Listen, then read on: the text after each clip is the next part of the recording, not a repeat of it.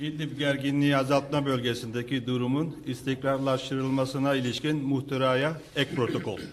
Türkiye Cumhuriyeti ve Rusya Federasyonu, Suriye Arap Cumhuriyeti'ndeki ateşkes rejiminin uygulanmasının garantörleri olarak, Suriye Arap Cumhuriyeti'nde gerginliği azaltma bölgeleri oluşturulmasına ilişkin 4 Mayıs 2017 tarihli muhtıra ve İdlib gerginliği azaltma bölgesindeki durumun istikrarlaştırılmasına ilişkin 17 Eylül 2018 tarihli muhtırayı hatırda tutarak, Suriye Arap Cumhuriyeti'nin egemenliğine, bağımsızlığına, birliğine ve toprak bütünlüğüne olan kuvvetli taahhütlerini yineleyerek, terörizmin tüm tezahürleriyle mücadeleyle Birleşmiş Milletler Güvenlik Konseyi tarafından terörist olarak tanımlanan tüm grupların ortadan kaldırılması yönündeki kararlılıklarını yinelerken, sivillerin ve sivil altyapının hedef alınmasının hiçbir şekilde mazur görülmeyeceğini kabul ederek, Suriye İtilafı'nın askeri çözümünün olamayacağının ve İtilafın yalnızca Suriyelilerin öncülüğünde ve sahipliğinde,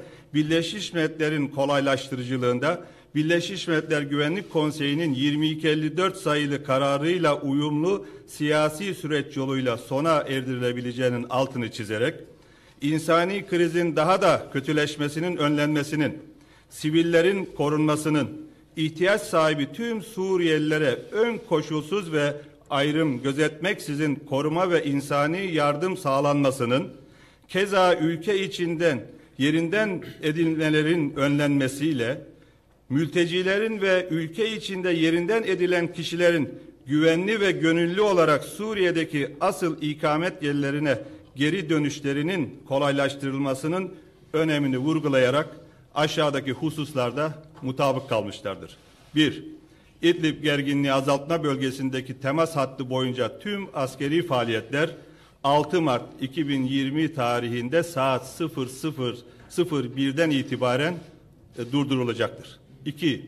M4 karayolunun kuzeyinde 6 kilometre ve güneyinde 6 kilometre derinliğinde bir güvenli koridor tesis edilecektir.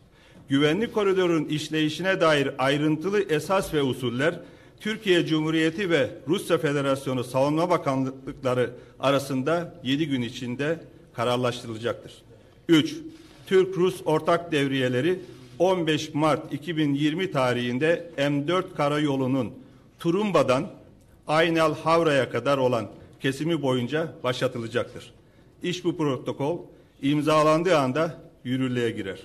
Türkçe, Rusça ve İngilizce 3 örnek olarak ve eşit yasal geçerliliği olacak şekilde 5 Mart 2020 tarihinde Moskova'da imzalanmıştır.